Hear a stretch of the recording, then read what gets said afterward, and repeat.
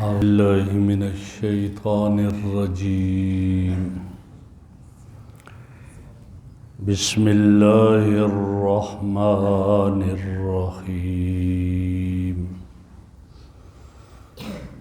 إن الذين يشترون بعهد الله وأيمانهم ثمنا قليلا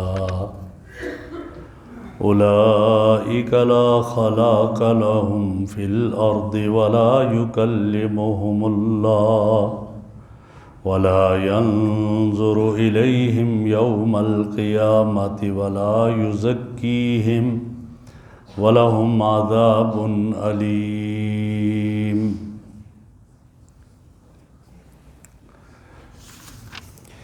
إن الذين يشترون بعهد الله، وہ لوگ جو خریدتے ہیں لیتے ہیں اللہ کے عہد کے بدلے میں، وَأَيْمَانِهِمْ اور اپنی قسموں کے بدلے میں، ثمناً قلیلا تھوڑا سا مال، تھوڑی سی قیمت اور ثمن، اولئک لا خلاق لهم فی الآخرہ، یہ وہ لوگ ہیں ان کا آخرت میں کوئی حصہ نہیں، ولا یکلمہم اللہ، اللہ ان سے بات نہیں فرمائیں گے، ولا ینظر الیہم اور اللہ ان کی طرف نظر رحمت سے نہیں دیکھیں گے یوم القیامہ قیامت کے دن، ولا یزکیہم اور اللہ انہیں پاک بھی نہیں کریں گے، ولہم عذاب علیم اور ایسے لوگوں کے لیے دردناک عذاب ہوگا۔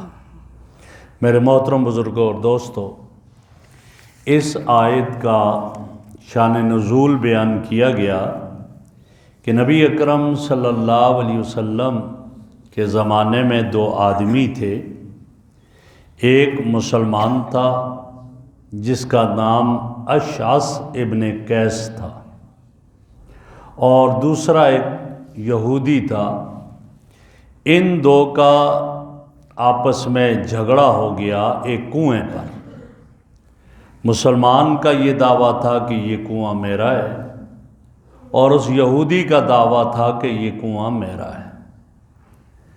اب جب آپس میں کافی ان کا یہ سلسلہ رہا تو کہا کہ چلو ہم اپنا فیصلہ نبی اکرم صلی اللہ علیہ وسلم کے پاس قضیہ لے جاتے ہیں، آپ جو فیصلہ فرما دیں۔ آپ علیہ السلام کے پاس لے کر گئے کہ یا رسول اللہ، یہ کنواں میں کہتا ہوں میرا ہے، اور یہ آدمی کا دعویٰ کرتا ہے میرا ہے، اور اس کا قبضہ بھی اس پر ہے، تو اب آپ فیصلہ فرمائیں۔ تو نبی اکرم صلی اللہ علیہ وسلم نے حضرت اشعث ابن قیس سے فرمایا، بھائی گواہ ہیں تیرے پاس؟ شریعت یہی کہتی ہے کہ جب کوئی کیس آ جائے، کوئی قضیہ آئے، البینۃ علی المدعی والیمین علی المدعی علیہ، یا والیمین علی من انکر، جو دعویٰ کر رہا ہے وہ گواہ پیش کرے گا، اور اگر گواہ اس کے پاس نہیں ہے تو پھر مدعی علیہ جو منکر ہے اس کو قسم دی جائے گی۔ یہ شریعت کا اصول ہے، مدعی کو کبھی قسم نہیں دی جاتی، قسم ہمیشہ مدعی علیہ کو، منکر کو دی جاتی ہے، اور مدعی سے مطالبہ کیا جاتا ہے کہ تم گواہ لے کر آؤ، اگر صحیح گواہ ہوں گے تو لہٰذا ان کے گواہوں کا اعتبار ہوگا۔ اب ان سے فرمایا کہ گواہ لے کر آؤ۔ اس نے کہا کہ اللہ کے حبیب، یہ کنواں میرے باپ نے میری پیدائش سے پہلے کھودا ہے، ابھی میں پیدا بھی نہیں ہوا تھا کھودا، ہمارا جدی پشتی یہ کنواں چلا رہا ہے، اور اس آدمی نے قبضہ کر لیا، لیکن گواہ تو پاس کچھ بھی نہیں تھے۔ تو آپ نے فرمایا تمہارے پاس تو گواہ نہیں ہے، پھر یہی ہوگا یہ آدمی قسم اٹھائے گا۔ جب یہ فرمایا یہ قسم اٹھائے گا، تو اس وقت حضرت اشعث ابن قیس نے فرمایا، چونکہ آپ نے فرمایا شاہدہ کا او یمین ہو، یا آپ کے گواہ دو ہوں یا اس کی قسم ہوگی، تو اس وقت انہوں نے حضرت اشعث ابن قیس نے فرمایا اذن یحلف کاذبا ولا یبالی، یہ تو جھوٹی قسم کھا لے گا، اس کو پرواہ ہی نہیں ہے، ان کے لیے کیا مشکل ہے قسم کھانا، یہ تو جھوٹی قسم کھا لے گا۔ اب یہ جب ہوا تو اس پر پھر یہ آیت اتری، فرمایا ان الذین یشترون بعہد اللہ، وہ لوگ جنہوں نے اللہ سے عہد کیا تھا اس کے بدلے میں لے رہے ہیں، او و ایمانہم، اپنی قسموں کے بدلے میں لے لیں، ثمنً قلیلا، تھوڑا سا مال، یعنی دنیا کی خاطر، تھوڑے مال کی خاطر وعدہ توڑتے ہیں، عہد توڑتے ہیں۔ عہد کیا تھا؟ یہودیوں نے کیا تھا کہ ہم نبی پر ایمان لے کر آئیں گے، امانت کو ادا کریں گے۔ اب وہ امانت ادا کرنا رہ گیا، ایمان لانا رہ گیا، اس عہد کو انہوں نے توڑ دیا۔ اور اسی طرح گویا قسم اٹھا لی، اب یہ قسم دنیا کی خاطر اٹھا رہا ہے، جھوٹی قسم اٹھا رہا ہے، تو ثمنً قلیلا، تھوڑے سے مال کے بدلے میں یہ قسم اٹھا رہے ہیں۔ تو اللہ فرما رہے ہیں ان کی سزا کیا ہے؟ ان کی سزا یہ اولئک لا خلاق لہم فی الآخرہ، دنیا میں تو قسمیں اٹھا کر جھوٹی یہ لے لیں گے، آخرت میں ان کا کچھ بھی حصہ نہیں ہوگا، آخرت میں اللہ انہیں کچھ بھی نہیں دے گا۔ دنیا میں جھوٹا کوئی لے لیا، آخرت میں ان کے بدلے میں ان کو کچھ بھی نہیں ملے گا۔ کیوں؟ لیکن دنیا کی حیثیت اللہ کیا نہیں ہے؟ فرمایا اللہ کے نزدیک اگر دنیا کی حیثیت مچھر کے پر کے برابر ہوتی تو اللہ کافروں کو پانی کا ایک گھونٹ نہ دیتے، وہ پیاسے مر جاتے، لیکن اللہ کے یہاں اس کی کوئی اہمیت نہیں ہے دنیا کی، لہٰذا یہاں یہ فرما دیا کہ جھوٹی قسمیں اٹھا رہے ہیں، اور جھوٹی قسم اٹھانا یہ بھی گناہ کبیرہ میں سے ہے۔ نبی اکرم صلی اللہ علیہ وسلم نے فرمایا کہ جو ہے وہ گناہ کبیرہ میں سے الاشراک باللہ، اللہ کے ساتھ شریک ٹھہرانا، من الکبائر الاشراک باللہ، گناہ کبیرہ میں سے اللہ کے ساتھ شریک ٹھہرانا، وحقوق الوالدین، اپنے والدین کی نافرمانی کرنا، یہ بھی گناہ کبیرہ میں سے ہے۔ اور آگے فرمایا والیمین الغموس، جھوٹی قسم اٹھانا بھی گناہ کبیرہ میں سے ہے، وشہادت الزور، اور جھوٹی گواہی دینا، یہ بھی فرمایا کہ یہ گناہ کبیرہ میں سے ہے۔ اور ان کو موبقات بھی قرار دیا گیا، موبقات کا معنی ہلاک کر دینے والی چیزیں، اور یہ ہلاک کر دیتی ہیں۔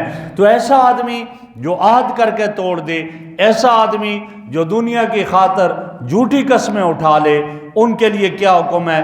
فرمایا پہلی بات تو یہ اولئک لا خلاق لہم فی الآخرہ، ان لوگوں کے پاس آخرت میں کچھ بھی حصہ نہیں ہوگا، اللہ کی نعمتوں میں سے کچھ بھی نہیں ملے گا، یہ وہاں محروم رہیں گے۔ دوسرا فرمایا ولا یکلمہم اللہ، اللہ ان سے بات نہیں کریں گے۔ حالانکہ قرآن میں آتا ہے اللہ کافروں سے بات کریں گے، کافروں سے کیا فرمائیں گے؟ کل اللہ کافروں سے فرمائیں گے اخسؤوا فیہا ولا تکلمون، تم اب یہاں رسوا ہو جاؤ، ذلیل ہو جاؤ، ولا تکلمون، مجھ سے بات نہ کرو۔ تو اس لیے یہاں تو اللہ بات کریں گے، تو اس کا جواب یہی مفسرین نے فرمایا کہ معنی یہ ہے کہ اللہ ان کے ساتھ رضامندی والی بات نہیں کریں گے، راضی ہو کر بات نہیں کریں گے، جب بھی کریں گے غصے میں کریں گے اور غضب کے ساتھ بات کریں گے۔ اللہ رب العزت ان سے غضب اور غصے میں بات کریں گے۔ فرمایا لا یکلمہم اللہ، اللہ ان کے ساتھ نرمی سے بات، رحمت والی بات نہیں کریں گے۔ اور آگے فرمایا ولا ینظر الیہم، اللہ انہیں نہیں دیکھیں گے، حالانکہ دیکھیں گے تو صحیح، معنی یہ اللہ انہیں نظر رحمت سے نہیں دیکھیں گے قیامت کے دن، یوم القیامہ، ورنہ سب اللہ کے سامنے ساری مخلوق ہوگی، لیکن اللہ ان لوگوں کو نظر رحمت سے نہیں دیکھیں گے۔ ولا یزکیہم، اور اللہ رب العزت ان کا تزکیہ نہیں کریں گے، ان کو پاک نہیں کریں گے، ورنہ جو گناہگار مومن جائیں گے ان کو جہنم میں بھیج کر پاک کر کے جنت میں لے جایا جائے گا۔ فرمایا اللہ انہیں پاک نہیں کریں گے۔ وَلَهُمْ عَذَابٌ عَلِيمٌ، اور ان کے لیے دردناک عذاب ہے۔ اب ان میں سے بعض کا تذکرہ کیا، وَإِنَّ مِنْهُمْ لَفَرِيقًا يَلْوُونَ أَلْسِنَتَهُمْ بِالْكِتَابِ، ان میں سے بعض ایسے بھی لوگ ہیں جو اپنی زبانوں کو موڑتے ہیں بالکتاب، کتاب کے ساتھ موڑتے ہیں، لِتَحْسَبُوهُ مِنَ الْكِتَابِ، کہ آپ یہ سمجھیں کہ یہ کتاب میں سے ہے، وَمَا هُوَ مِنَ الْكِتَابِ، حالانکہ وہ کتاب میں سے، قرآن میں سے نہیں ہے، يَقُولُونَ هُوَ مِنْ عِنْدِ اللَّهِ، اور کہتے ہیں یہ اللہ کی طرف سے ہے، وَمَا هُوَ مِنْ عِنْدِ اللَّهِ، حالانکہ وہ اللہ کی طرف سے نہیں ہے، وَيَقُولُونَ عَلَى اللَّهِ الْكَذِبَ، اللہ پر جھوٹ بولتے ہیں، وَهُمْ يَعْلَمُونَ، اور یہ جانتے ہیں کہ ہم جھوٹ بول رہے ہیں۔ وہ کیا؟ یہودی نبی اکرم صلی اللہ علیہ وسلم کی نافرمانی کرتے تھے، اور کئی ایسے الفاظ قرآن کے ان کو زبانیں مروڑ مروڑ کر پیش کرتے تھے دوسروں کو گویا اس طرح کرنے کے لیے، جیسا کہ آتا ہے کہ کئی دفعہ یہ یہودی آپ صلی اللہ علیہ وسلم کی خدمت میں آتے، منافق آتے تو کیا کہتے؟ صحابہ کہتے، آپ پہلے پارے میں گزرا ہے، میں نے وہاں درس میں عرض کیا تھا، رائنا، رائنا کا کیا معنی ہے کہ اے محمد ہماری رعایت کیجئے، ہمارا خیال کیجئے، ہماری طرف نظر رحمت فرمائیے۔ اب یہ اس کا معنی ہے، لیکن یہ یہودی اور یہ منافق کیا کرتے؟ زبانوں کو مروڑ مروڑ کر پیش کرتے، رائنا کے بجائے کہتے رائنا، تھوڑا کھینچ کر پڑھ لیتے، رائنا کہ یا آ جاتا۔ اب یہ زبان کو انہوں نے مروڑ کر پیش کیا اور یہ ظاہر کرنے کے لیے یہ قرآن میں ہے۔ اب رائنا کا معنی کیا ہے؟ رائنا کا معنی ایک آتا ہے کہ ہمارے چرواہی، یہ معنی بھی آتا ہے، آپ صلی اللہ علیہ وسلم کی توہین کرتے تھے۔ اب سادہ لوگ مسلمان وہ سمجھتے کہ یہی آپ صلی اللہ علیہ وسلم کی مجلس میں پڑھے لکھے بھی ہوتے تھے، ان پڑھ بھی ہوتے تھے، آپ کی مجلس میں بوڑھے بھی ہوتے تھے، نوجوان بھی ہوتے تھے، آپ کی مجلس میں بڑے عہدوں والے بھی ہوتے تھے، چھوٹے بھی ہوتے تھے، ہر طرح کے لوگ ہوتے تھے۔ تو اب جب یہ آپ کی مجلس میں اس طرح کہیں گے تو وہ سمجھتے شاید یہ بھی صحیح ہے اور ایسا کہنا چاہیے۔ تو یہی فرمایا کہ یہ اپنی زبانوں کو موڑ موڑ کر پیش کرتے اور یہ تاکہ گمان کرے یہ قرآن ہے، حالانکہ وہ قرآن نہیں ہوتا تھا۔ ہاں تو وہ کہتے گویا اللہ کی طرف سے ہے، یہ اللہ پر جھوٹ بولتے تھے۔ تو جب دیکھا یہ ایسا جملہ کہنے لگے، اور ایک معنی اس کا یہ بھی آتا ہے رائنا، کہ جب یہ اس طرح لمبا کر کے پڑھے رائنا تو اس کا معنی ہے کہ آپ پر موت بھی آ جائے، آپ کی توہین بہرحال کر رہے تھے، اور تکبر کا معنی بھی آتا ہے، لہٰذا کئی اس کے معنی آتے ہیں۔ تو وہ آپ کی توہین کر رہے ہوتے تھے، اللہ کو اپنے نبی کی توہین برداشت نہیں۔ تو ایسا لفظ جس میں دو طرح کے معنی تھے، ادب و احترام کا پہلو بھی تھا لیکن نافرمانی کا پہلو بھی تھا، اللہ نے اس سے منع کر دیا فوراً، اور کیا کہا؟ یا ایھا الذین آمنوا، اے ایمان والو، لا تقولوا راعنا وقولوا انظرنا، آج کے بعد رائنا کا لفظ ہی نہیں بولنا، تاکہ ان یہودیوں کو موقع ہی نہ ملے کہ اس کو لمبا کر کے پڑھیں، رائنا کہیں، نہیں یہ لفظ ہی نہیں بولنا۔ میرے محمد کے سامنے جب آؤ تو یوں کہہ دو انظرنا، ہماری طرف دیکھیے۔ اب جب یہ لفظ بولا اس میں دوسرے معنی کا احتمال ہی نہیں تھا، جو رائنا کے لفظ میں معنی کا احتمال تھا، تو لہٰذا اس سے منع کر دیا اور فرمایا ایسا نہ کرے۔ تو ان کا تذکرہ کہا کہ یہ ایسے ہیں، ان میں سے بعض فریق ایسے ہیں، یلوون السنتہم بالکتاب، اپنی زبانوں کو کھینچتے ہیں اور مروڑتے ہیں کتاب کے ساتھ، اور کہتے ہیں کہ لتحسبوہ، تاکہ آدمی یہ سمجھے من الکتاب، اس کو کتاب ہی میں سے اللہ کی طرف سے اتارا ہوا ہے، وما ہوا من الکتاب، حالانکہ وہ کتاب میں سے نہیں ہے، قرآن میں سے نہیں، ویقولون ہوا من عند اللہ، اور کہتے ہیں یہ اللہ کی طرف سے ہے، وما ہوا من عند اللہ، حالانکہ وہ اللہ رب العزت کی طرف سے نہیں تھا۔ فرمایا ویقولون علی اللہ الکذب، اللہ پر جھوٹ باندھتے ہیں، جھوٹ بولتے ہیں، وہم یعلمون، اور یہ جانتے ہیں کہ یہ لوگ جھوٹ بول رہے ہیں، انہیں پتہ ہے ہم جھوٹ بول رہے ہیں، پھر بھی یہ اس طرح گویا کہ جھوٹ بولتے ہیں۔ اور بعض مفسرین نے،